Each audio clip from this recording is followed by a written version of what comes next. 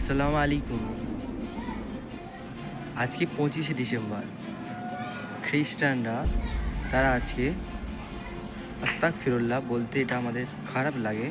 তারা বলে আজকের দিনে তিনি সন্তান জন্ম দিয়েছিলেন। নাউজুবিল্লাহ, আস্তাগফিরুল্লাহ।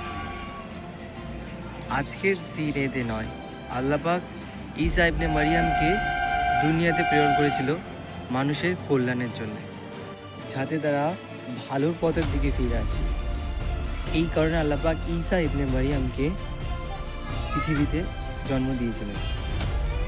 ঈসা ইবনে মারিয়ামের গর্ভে তার কোনো স্বামী ছিলেন না, এটা আল্লাহর একটা কুদরত।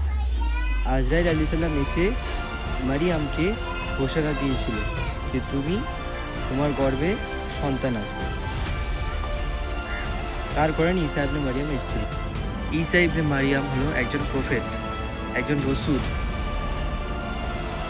তিনি সেই 12টা গোত্রের মধ্যে থেকে এসেছেন। ইয়াকুব আলাইহিস সালামের সন্তানের মধ্যে থেকে এসেছেন। তিনি ইসরায়েলের বংশের মধ্যে এসেছেন।